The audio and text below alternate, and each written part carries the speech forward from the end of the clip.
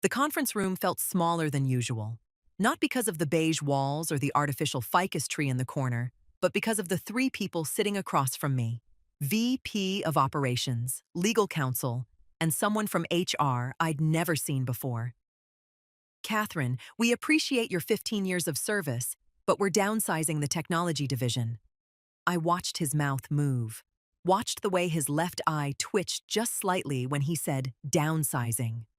The same tell he had during quarterly reviews when the numbers didn't match his promises to the board. 48 hours. That's all that stood between me and my stock options vesting. 15 years of 80-hour weeks, of midnight server crashes, of holding together a $300 million tech infrastructure with code I'd written from scratch. 48 hours. The VP, his name was Bradley Hutchinson, slid a severance package across the table. His wedding ring clicked against his coffee mug. I didn't reach for the papers. "Your access will be revoked at close of business today," he continued. "We'll need your credentials and all company devices." That's when I saw it. The smallest upturn at the corner of his mouth. Not quite a smile, but close enough. Before we continue, I want to take a moment to thank everyone who's been part of this journey. We just hit our first milestone, and now we're reaching toward 2,000 subscribers. If this story resonates with you, if you've ever felt invisible in a system that should value your contribution, consider subscribing. No pressure, just an invitation to be part of a community that believes everyone's story matters. Now, back to that conference room. My name is Catherine Mitchell, Chief Technology Architect. That was my official title anyway. In reality, I was the skeleton key that unlocked every digital door into Sarah Solutions, a mid-sized tech consultancy firm that had grown from 12 employees to over 300 during my tenure. I didn't come from money. My father was a high school chemistry teacher, my mother a hospital administrator. But they taught me something more valuable than trust funds or connections. They taught me to see people, really see them. The janitor who worked third shift to put his daughter through college. The secretary who'd been at the company longer than most executives, but was still introduced as just the admin. The junior developers whose ideas got absorbed into someone else's presentations without credit. Empathy wasn't a weakness in my world. It was a navigation system. I grew up in a 3-bedroom ranch house in Ohio where the biggest luxury was the above-ground pool my dad installed himself over one summer. My parents never made me feel like we were lacking anything, but I understood early that nothing came without effort. Scholarship applications for college, work-study programs, late nights in the university computer lab because I couldn't afford my own laptop until junior year. When I got hired at Sarah Solutions fresh out of grad school, I was their second IT person. The company had just landed a contract with a healthcare consortium, and their infrastructure was held together with duct tape and prayers. I rebuilt it from the ground up. 15 years later, I was the only person who truly understood how everything connected. The legacy systems I'd integrated, the custom applications I'd developed, the security protocols I'd designed, the cloud architecture that housed client data worth hundreds of millions. I'd trained others, of course, built a team of 12 talented engineers. But the core systems, the ones that required root access and administrative privileges that could bring everything down or keep it running, those lived in my head and my encrypted files. Bradley Hutchinson had been VP of Operations for 3 years. He'd arrived from a failed startup with a golden parachute and an inflated sense of his own technical understanding. He knew enough vocabulary to sound competent in meetings, not enough to actually do anything. We'd clashed exactly 3 times in those 3 years. Once, when he wanted to cut the cybersecurity budget by 40%. I'd gone over his head to the CEO with a risk assessment that made the legal team go pale. Once, when he'd promised a client a deliverable timeline that was physically impossible. I'd made it happen, but only by pulling my team through 72 hours of continuous work. No thank you, no acknowledgement. And once, 6 months ago, when he'd tried to take credit for an infrastructure upgrade I'd designed. I'd simply forwarded the email chain to the entire leadership team showing the year of development work. His presentation the next day had been notably shorter. I should have seen this coming. "The severance package is quite generous," the HR representative said. Her nameplate read Jennifer Strauss. She had the kind of voice people use when delivering bad news they didn't personally create but have to own anyway. 60 days of salary, continuation of health benefits for 90 days, and a neutral reference for future employment. 60 days of salary. I did the math instantly. My stock options, set to vest in 48 hours, were worth approximately $107,000 based on the current company valuation. The options I'd negotiated 5 years ago when I'd turned down a higher-paying offer from a competitor. The options I'd been told were the company's way of rewarding loyalty. 60 days of salary didn't come close. "The non-compete clause remains in effect," the legal counsel added. His name was Arthur Chen, and I'd worked with him on contract reviews for years. He wouldn't meet my eyes. 18 months, standard restrictions. So I couldn't work for a competitor, couldn't solicit clients, couldn't even consult independently in the same sector. But they could terminate me 48 hours before a 6-figure vesting event. "I need to understand the timeline," I said quietly. "My stock options vest on Friday." Bradley's expression didn't change. "Unfortunately, company policy is clear. Only active employees receive vested options. Your termination is effective today, Wednesday, at close of business." There it was. The real reason for the Wednesday afternoon meeting. Not Friday after the vesting. Not Monday before the vesting period began. Wednesday. Maximum damage to me. Maximum savings to the company's equity pool. "How many others are being let go in this downsizing?" I asked. The question landed like a stone in still water. Jennifer shuffled papers. Arthur examined his pen. Bradley took a slow sip of coffee. "That information is confidential," Bradley finally said. "But rest assured, this is part of a comprehensive restructuring." I'd been with the company long enough to know what that meant. I pulled out my phone, opened the company directory, scrolled through the technology division. 47 people. I'd hired or trained most of them. "Who's taking over my responsibilities?" I asked. "We're distributing your duties among existing team members," Bradley said. "Your documentation should facilitate a smooth transition." My documentation. I almost laughed. I had documentation, certainly, thousands of pages of it. System diagrams, process flows, code repositories, configuration guides, everything properly organized and theoretically accessible to someone with the right clearances. But documentation is like a recipe. You can follow the steps exactly and still end up with something inedible if you don't understand the chemistry underneath. If you don't know that the oven runs 20 degrees hot, or that the flour from this particular supplier needs 5 minutes less mixing time, or that the altitude affects rising time. I'd been the chef for 15 years. They were about to hand my recipes to people who'd barely learned to boil water. "I'll need to spend time with the team," I said. "Transition planning, knowledge transfer. We're in the middle of the Prometheus client migration and—" "Your access ends at 5 p.m. today," Bradley interrupted. "We've prepared a transition plan. Your team leads have been briefed." 5 p.m. I glanced at my watch. It was 2:45. They were giving me 2 hours and 15 minutes to close out 15 years. The walk from the conference room to my office was exactly 73 steps. I'd paced it 1,000 times over the years, usually with my mind halfway into whatever problem I was solving.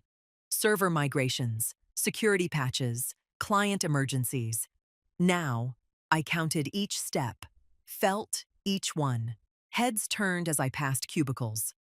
Word travels fast in an office, even without official announcements. Maybe it was my face. Maybe someone had seen me go into the conference room with HR. Maybe Bradley had already sent out an email I hadn't received yet. My office was a corner space on the third floor, not large, but mine. One window overlooking the parking lot, bookshelves filled with technical manuals and industry certifications, a whiteboard covered in network diagrams and system architecture sketches. My laptop sat on the desk, company issued, encrypted with security protocols I'd personally designed. Next to it, my phone, also encrypted. Also mine, technically, but purchased through the company plan. I sat down and opened my email. 347 unread messages. I'd been in that conference room for 45 minutes, and the world had kept spinning. One email stood out, sent 20 minutes ago from Bradley Hutchinson to the entire leadership team. Subject line: Organizational Changes in Technology Division. I opened it.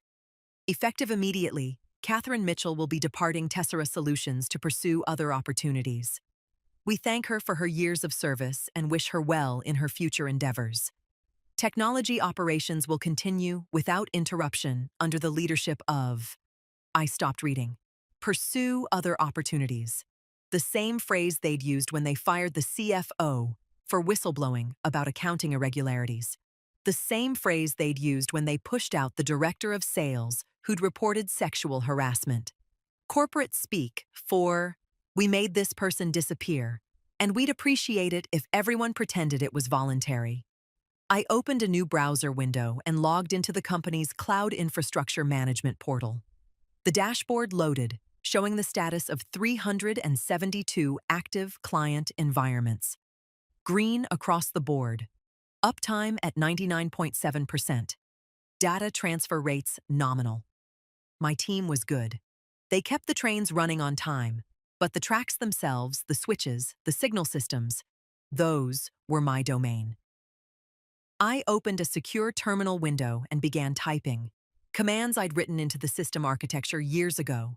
Fail-safes and security measures that weren't in any official documentation because they were designed for exactly one scenario: catastrophic security breach. If someone unauthorized gained root access to our systems, these protocols would lock everything down. Not destroy data. I wasn't a saboteur. But encrypt, isolate, and require multi-factor authentication to restore access. The kind of multi-factor authentication that required physical security keys and biometric verification and knowledge of system architecture that only one person possessed. I'd designed it to protect our clients, to ensure that even if the company was compromised, the data remained secure. I'd never imagined I'd be activating it against the company itself. A knock on my door frame. I looked up. Jason Rodriguez, one of my senior engineers. 28 years old, brilliant with database optimization, wore the same faded college hoodie at least twice a week. "Is it true?" he asked. I closed my laptop. "Apparently, I'm pursuing other opportunities." "That's garbage." He stepped into my office, lowered his voice. "We all know what this is. Your options, vest, Friday." "Friday doesn't matter if you're not here Thursday," I said. "They can't do this. There has to be something, wrongful termination, or..." "At-will employment," I said. "They can fire me for any reason or no reason, as long as it's not discriminatory. And downsizing is legal." Jason's jaw tightened. "What about the Prometheus migration? We're 3 days from go live, and you're the only one who understands the legacy authentication system." Prometheus was a healthcare client. 8 hospitals, 43 clinics, moving 15 years of patient data to a new cloud infrastructure. The kind of migration that could destroy a company if it went wrong. HIPAA violations, data breaches, patient care disruption. I'd been planning it for 9 months.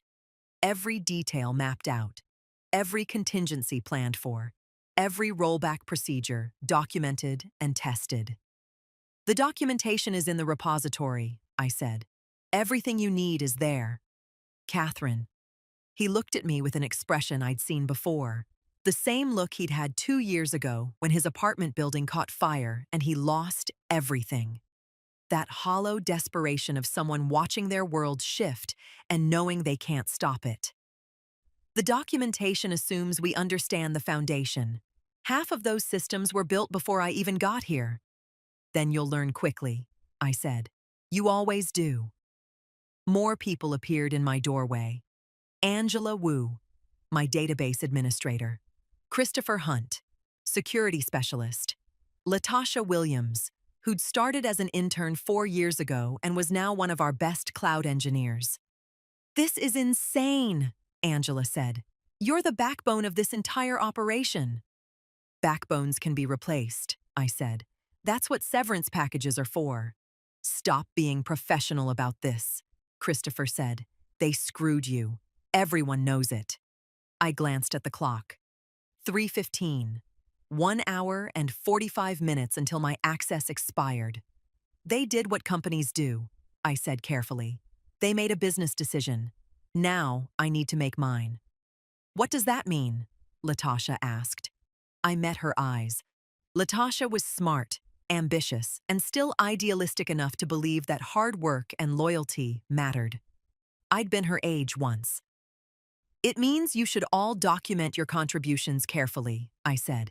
Keep personal records of your projects, your innovations, your successes. Don't assume the company will remember or care. Protect yourselves. The words felt heavier than I intended. What about Prometheus? Jason pressed. Seriously, Catherine. Go live as Saturday morning. If something breaks, then you'll fix it, I said. That's what we do.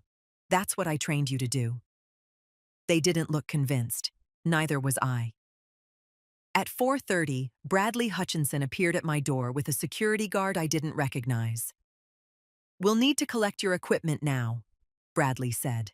No preamble, no courtesy. I'd spent the last hour and 15 minutes doing exactly what they expected. Forwarding personal emails to my home account, downloading non-proprietary documents, cleaning out my desk drawers, the performance of departure. What I'd actually been doing was much more precise. Every system I'd built had layers. The visible layer that appeared in documentation and system diagrams, the functional layer that kept services running, and the foundation layer, the architecture that made everything else possible.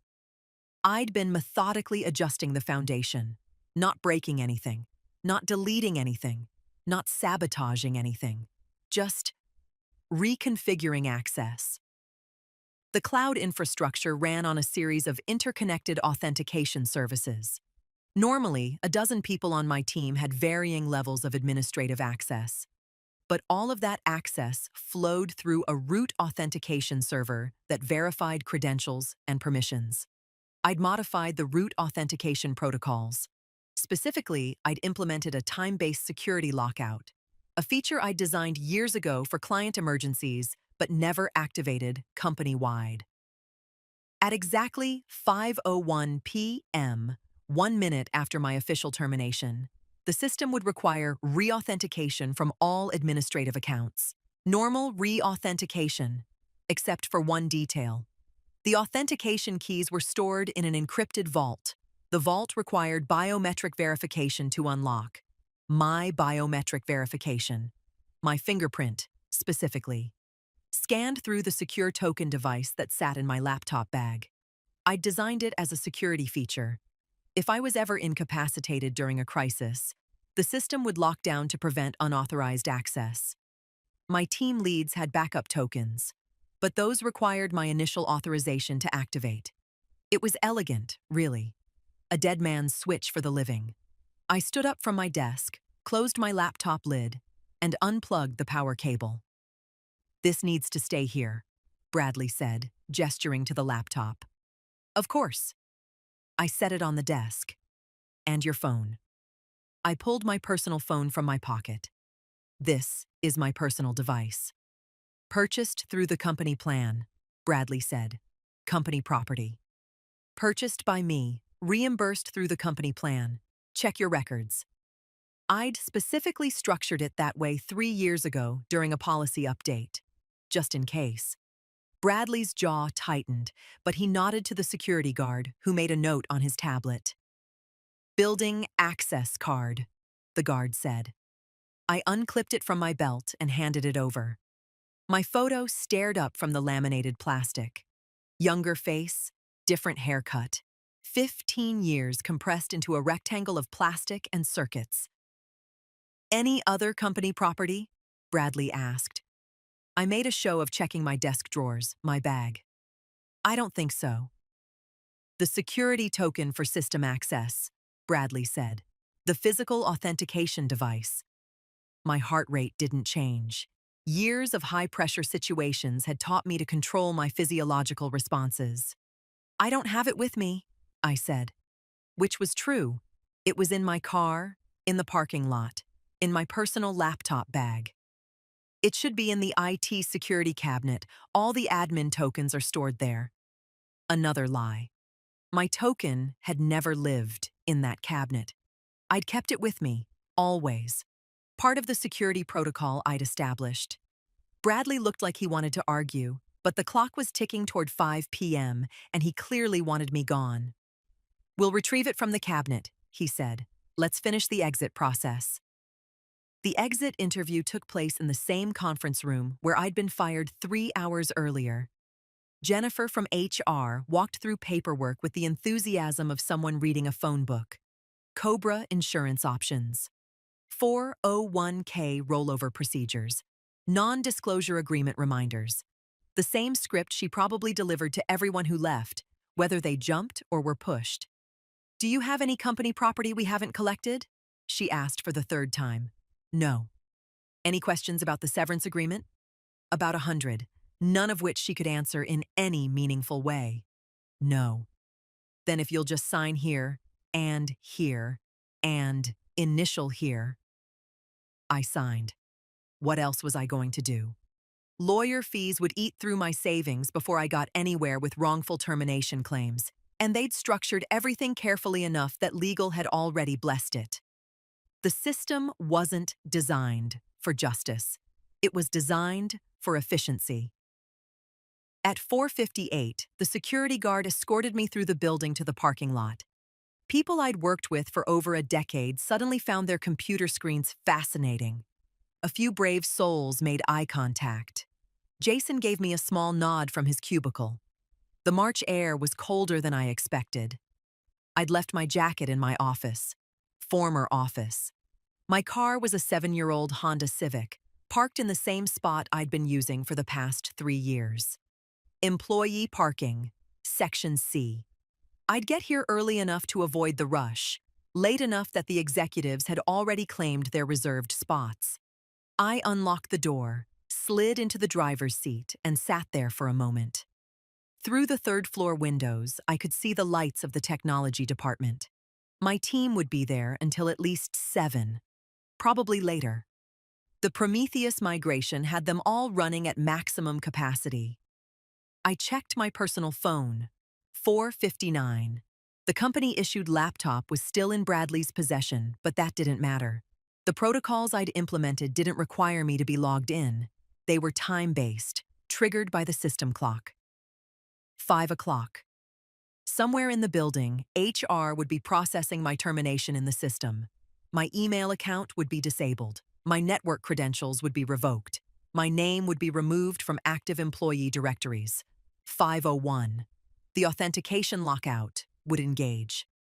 I started my car and pulled out of the parking lot. Traffic was moderate for a Wednesday evening. I took the long way home, the route that avoided highways and stoplights in favor of tree-lined residential streets. My phone rang at 5:17. Jason Rodriguez. I let it go to voicemail. It rang again at 5:19. Angela Wu, 5:22. Christopher Hunt, 5:28. A number I didn't recognize, but with the company's area code. I turned off my phone. My apartment was exactly as I'd left it that morning. Coffee mug in the sink. Laptop on the kitchen table. The accumulated evidence of a life lived mostly at the office. I made tea. Chamomile, something my mother always swore by for stress, and sat on my couch. The silence felt loud. For 15 years, my evenings had been punctuated by email notifications, text messages, emergency calls. Infrastructure didn't respect work-life balance, Servers crashed at 2 a.m. Security threats emerged on weekends. Client emergencies happened during vacation. I'd been tethered to that company through 1,000 invisible threads, and they'd just cut every single one in a conference room that smelled like stale coffee and corporate anxiety. My personal laptop sat on the table. I opened it, connected to my home network, and pulled up the news. Nothing yet. But it was early. The authentication lockout wouldn't cause immediate catastrophe. Existing sessions would continue running. Active services would keep processing. To anyone not trying to make administrative changes, everything would appear normal. But the moment someone tried to modify a configuration, deploy an update, access a restricted system, or respond to any kind of technical issue requiring elevated privileges, they'd hit a wall. A polite error message. Authentication required. Please verify credentials. They'd enter their credentials. The system would reject them. They'd try again. Same result. They'd check their password manager, reset their passwords, follow every troubleshooting step in the documentation. Nothing would work. Because the system wasn't rejecting their passwords. It was rejecting their authority to authenticate without my biometric verification. I imagined Jason at his desk, trying to make a routine update to the Prometheus staging environment. Christopher attempting to review security logs. Angela running a database maintenance script. All of them hitting the same wall, over and over. My phone, still turned off, sat next to my laptop. I could turn it on. I could answer the calls. I could walk them through the solution. I drank my tea instead. I slept better than expected. Maybe exhaustion, maybe shock, maybe the simple absence of the stress I'd been carrying for 15 years without fully recognizing it. Thursday morning arrived with pale sunlight through my apartment windows. I made coffee, toasted a bagel, and allowed myself the luxury of breakfast without checking email. At 8:15, I turned on my phone. 47 missed calls, 63 text messages, 112 emails. I scrolled through the texts first. Jason. Catherine, we have a problem. Call me ASAP. Jason. Seriously, everything is locked. Nobody can authenticate. Jason. Bradley is losing his mind. Please call. Angela. Help. System won't accept admin credentials. Prometheus go live is in 36 hours. Christopher. This is a disaster. What happened? Latasha. Did they do something to your accounts? Everything stopped working. And then, at 6:47 a.m., from a number I didn't recognize. Ms. Mitchell, this is Bradley Hutchinson. We need to speak immediately regarding a critical systems issue. Call this number. I sipped my coffee and opened my email. The first message from Bradley had arrived at 5:32 p.m. yesterday.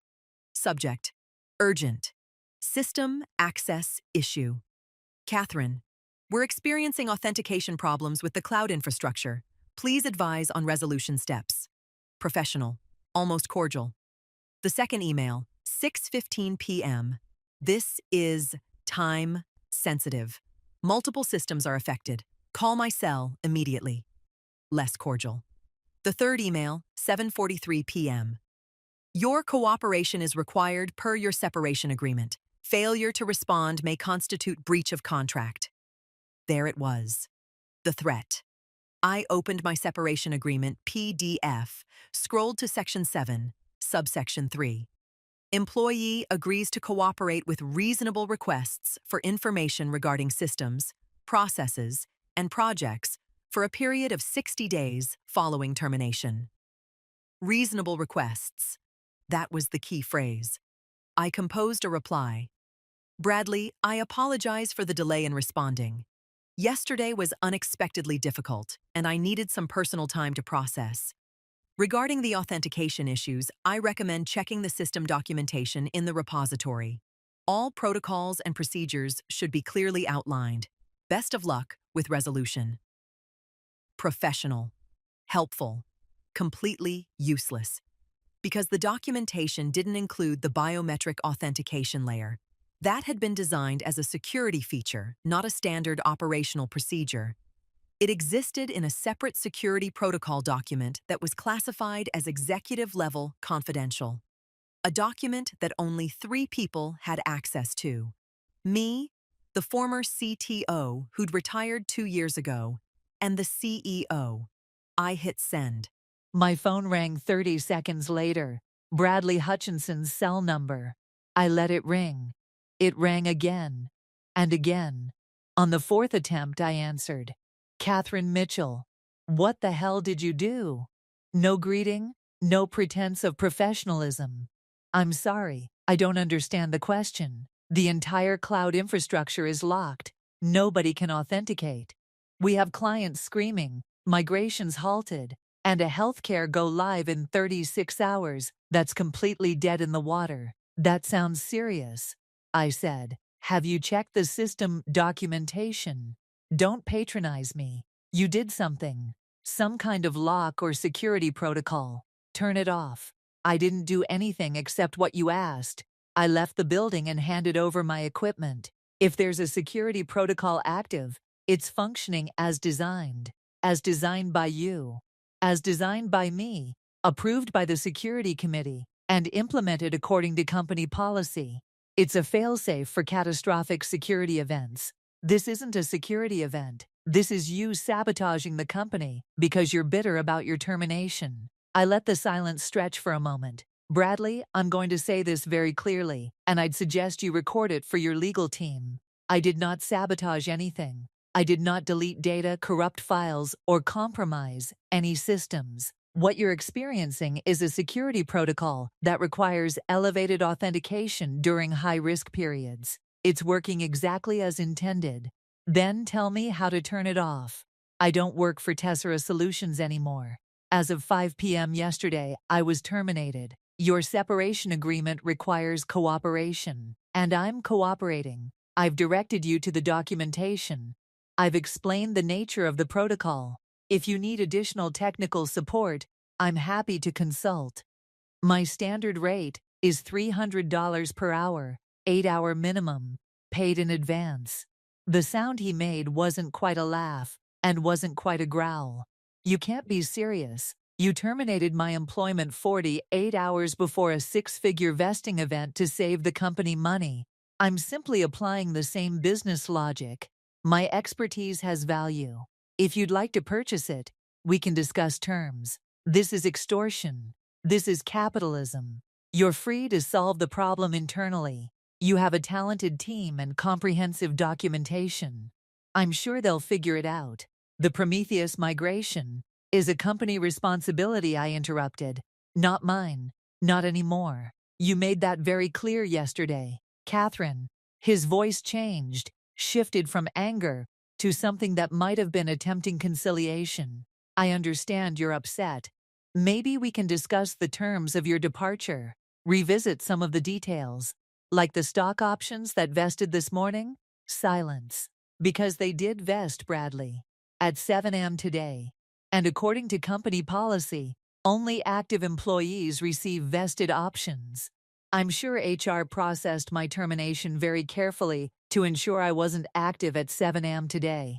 We can work something out. I'm sure you can. With your team, with your documentation, with the resources you claimed were sufficient when you terminated me. Good luck with Prometheus. I ended the call. My hands were shaking. Not from fear. From something else. Something that felt like standing on the edge of a cliff and choosing to jump instead of being pushed. The next call came at 10:30 a.m. Not from Bradley. From Walter Hammond, CEO of Tessera Solutions.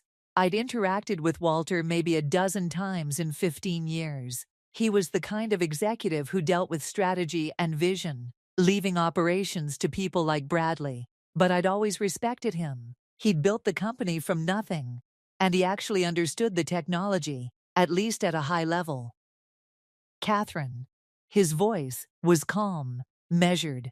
I heard about yesterday. I want to apologize for how that was handled. Apologize for the handling or apologize for the decision? Both, if I'm being honest. I wasn't fully aware of the timing relative to your vesting schedule.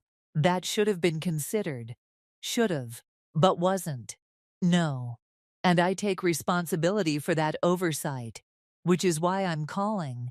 Bradley mentioned we're experiencing some technical difficulties, and I'm hoping you might be willing to help us resolve them. For $300 an hour, 8-hour minimum. A pause. Is that really where we are? That's where you put us, Walter. You terminated me for business reasons. I'm responding with business reasons. If you value my expertise, compensate it. If you don't, solve the problem another way. The Prometheus migration represents $15 million in annual revenue. If we fail that go live, it could destroy client confidence across our entire healthcare portfolio. Then it sounds like you have a very expensive problem. Catherine, I'm asking for help, not as your former employer, but as someone who's worked in this industry long enough to know that burning bridges hurts everyone. I built those bridges, Walter, every single one, for 15 years. And yesterday, you handed me a severance package and a security escort. Don't talk to me about burning bridges when you're the one who struck the match. What do you want? He asked finally. I want the stock options that vested this morning. $107,000 worth of company equity that I earned over 15 years of service. I want an updated separation agreement that removes the non-compete clause. And I want a formal letter of recommendation on company letterhead, signed by you, acknowledging my contributions. And in exchange, I'll consult on the authentication issue, remotely, and I'll provide limited support for the Prometheus migration through Go Live on Saturday. That's it? That's it. Another pause. Longer this time. I could hear him breathing, thinking, calculating.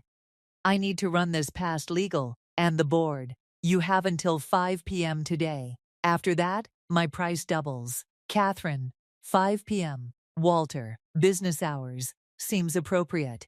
I ended the call. The hardest part of negotiation is the waiting. The silence between moves where doubt creeps in and whispers that you've overplayed your hand. I spent the day cleaning my apartment, something I'd neglected for months. Laundry, dishes, organizing bookshelves, mundane tasks that kept my hands busy and my mind from spiraling. My phone continued ringing. Jason called twice more. Angela sent a series of increasingly desperate emails. Christopher texted that Bradley was having a complete meltdown and the office was in chaos. I didn't respond. At 2 p.m., I allowed myself to check the system status remotely. I still had access to basic monitoring tools through my personal accounts, not administrative access, but enough to see system health. Everything was still running. That was the elegant part of the design. Nothing broke. Services continued. Client-facing systems operated normally. But any attempt to make changes, to adapt, to respond to issues, that's where the wall appeared. They were locked in place, forced to maintain the status quo without any ability to evolve. Metaphorically appropriate, I thought. At 3:30, my phone rang. Walter Hammond again. We have an agreement in principle, he said. Legal is drafting updated documents. The stock options will be honored, the non-compete removed, and I'll personally write your letter of recommendation. And we need your help. Today, the Prometheus team is dead in the water. Send me the documents. I'll review them, and if everything is acceptable, I'll provide remote consultation starting tomorrow morning. Catherine, we need help today. Now. The documents, Walter. I'm not providing anything until I have a signed agreement. Surely you understand the importance of paperwork being properly processed. The irony wasn't lost on him. I could hear it in his silence. You'll have them within the hour.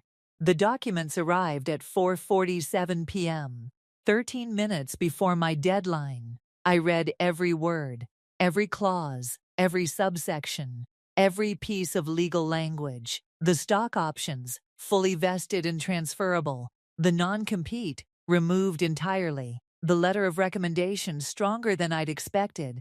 acknowledging my invaluable contributions and instrumental role in building the company's technical infrastructure. At 4:56, I signed electronically and sent them back. At 5:02, Walter called. "We're agreed?" he asked. "We're agreed." "Then please, tell me how to fix this." I walked him through it. The authentication protocol, the biometric layer, the security token requirements. It took 20 minutes to explain, and another 40 to implement the temporary bypass that would restore administrative access. At 6 p.m., I received a text from Jason.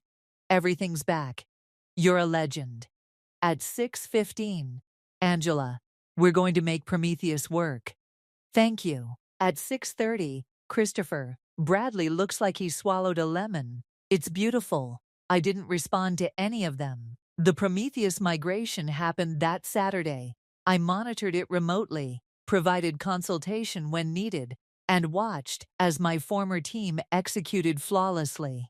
8 hospitals, 43 clinics, 15 years of patient data, all moved successfully to the new infrastructure. They didn't need me, not really. They just needed the chains removed. Monday morning, I received a direct deposit notification. $107,000. My stock options converted to cash. Tuesday, a LinkedIn connection request from a recruiter at a major tech company. They'd seen Walter's recommendation letter, which he'd posted publicly on my profile. Wednesday, a call from a former client who'd heard I was available for consulting. They had an infrastructure problem and a budget that made my eyes widen. Thursday, I signed my first independent consulting contract. Double my previous salary, flexible hours, and complete creative control over the technical architecture. Friday, exactly 1 week after my termination, I sent a message to my former team. "Thank you for making Prometheus a success. You're more capable than anyone gives you credit for. Don't forget that." Jason responded immediately. "We learned from the best. When you start your own company, call us." I smiled at that. Maybe I would. The thing about being indispensable is that it's both a strength and a trap. For 15 years, I'd been the person who held everything together. The one who knew all the answers, solved all the problems, carried all the weight. They'd taken that for granted until it was gone. But here's what they didn't understand. Being indispensable doesn't mean you can't be replaced. It means replacing you is so painful, so expensive, so disruptive, that it forces everyone to recognize your value. Sometimes you have to let the system break to prove you were holding it together. Bradley Hutchinson lasted another 6 months at Tessera Solutions before taking a voluntary departure to pursue other opportunities. I heard through the network that the board had lost confidence after the Prometheus crisis and several other infrastructure issues that mysteriously appeared in my absence. Walter Hammond sent me a holiday card that December with a handwritten note. "Thank you for your grace under pressure. We didn't deserve it, but we appreciated it." I framed that note, not as a trophy, but as a reminder. Systems need maintainers, builders, people who understand the difference between what's documented and what's true. People who care enough to design fail-safes and security protocols, even when nobody's watching. And when those people leave, whether they jump or are pushed, the systems reveal their true fragility. It's been 2 years since that Wednesday in March, 2 years since the conference room, and the severance package, and the encrypted laptop. My consulting practice is thriving. I have clients across 3 continents, projects that challenge me in ways the corporate structure never allowed, and the flexibility to choose who I work with and on what terms. I've hired 4 employees, all people I knew from previous lives, talented engineers who were undervalued, overlooked, or pushed out by companies that didn't recognize what they had. We don't have stock options. We have profit sharing. We don't have at-will employment. We have contracts that respect both parties. We don't have forced overtime. We have realistic timelines and adequate resources. I learned what mattered from 15 years of seeing what didn't. Sometimes I think about that moment in the conference room when Bradley said, "We're downsizing," with that almost smile. Sometimes I wonder if he knew what he was setting in motion. If he understood that saving the company $100,000 in stock options would cost them millions in lost productivity, client confidence, and institutional knowledge, probably not. People like Bradley think in quarterly reports and cost-benefit analyses. They don't think in systems or consequences, or the human expertise that makes everything else possible. I don't hate him. I don't even think about him much anymore. But I remember the lesson. Your value isn't determined by how well you're treated when you're useful. It's revealed by what happens when you're gone. Make yourself valuable. Document your worth. Build your own safety nets.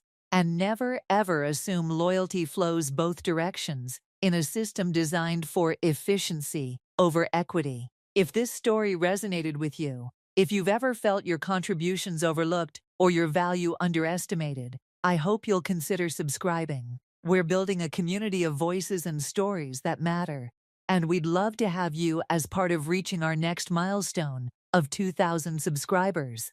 Thank you for being here, for listening, and for believing that everyone's experience deserves to be heard.